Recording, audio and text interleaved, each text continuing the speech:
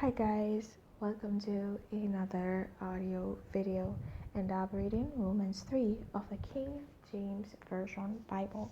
And it reads, "What advantage then hath the Jew? Or what profit is there of circumcision? Much every way, chiefly because that unto them were committed the oracles of God. For what if some did not believe? Shall their unbelief make the faith of God without effect? God forbid. Yea, let God be true, but every man a liar, as it is written, that thou mightest be justified in thy sayings, and mightest overcome when thou art judged. But if our unrighteousness commend the righteousness of God, what shall we say? Is God unrighteous who taketh vengeance? I speak as a man. God forbid. For then how shall God judge the world? For if the truth of God hath more abounded through my lie unto his glory, why yet am I also judged as a sinner? And not rather as we be slanderously reported, and as some affirm that we say, let us do evil that good may come, whose damnation is just. What then? Are we better than they? No, in no wise. For we have before proved, both Jew and Gentile, that they are all under sin. As it is written, there is none righteous, no, not one. There is none that understandeth, there is none that seeketh after God. They are all gone out of the way. They are together become unprofitable. There is none that doeth good, no, not one. Their throat is an open sepulchre. With their tongues they have used deceit. The poison of asp is under their lips. Whose mouth is full of cursing and bitterness. Their feet are swift to shed blood. Destruction and misery are in their ways, and the way of peace have they not known. There is no fear of God before their eyes. Now we know that what things soever the law saith, it saith to them who are under the law, that every mouth may be stopped, and all the world may become guilty before God. Therefore, by the deeds of the law, there shall no flesh be justified in his sight, for by the law is the knowledge of sin. But now the righteousness of God without the law is manifested,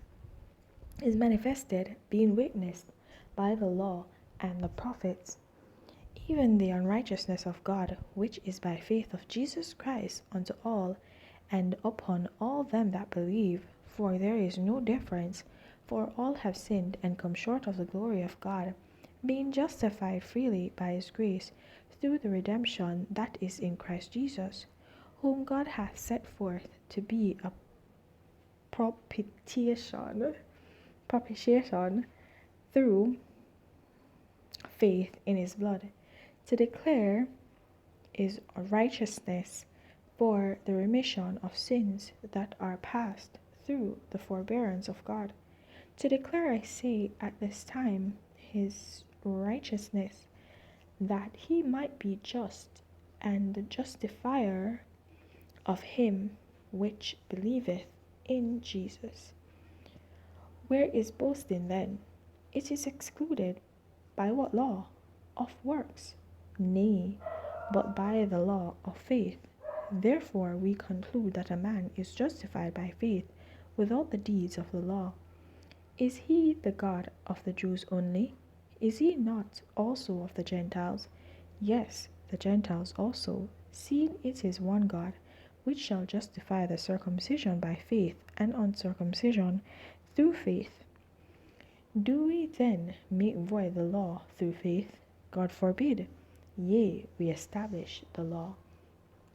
Alright guys, so in this chapter we see where it's somewhat of a debate against the fact that is it that the Gentiles then are, is it that the law is basically like obsolete based on the fact that it was said in the previous chapter that if they are uncircumcised but they are circumcised at heart, meaning they believe and follow the laws of God, even though they may not know them in and of themselves, but they just live the words nevertheless, as they're imprinted on their hearts, that they're Jews and they're circumcised through that means. And so Paul is letting them know, no, it's not that the law is obsolete. We're all subject under one God.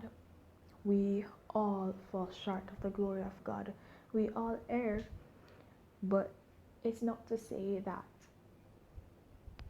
we are not under the law.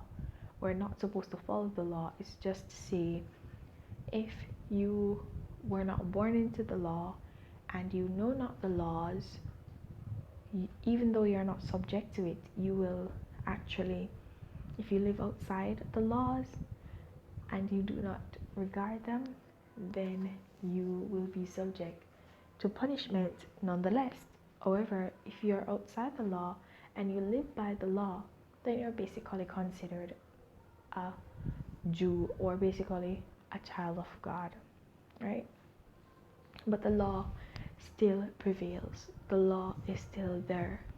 It's just that we have grace. We have grace. Let's put it that way. It's just that we have grace.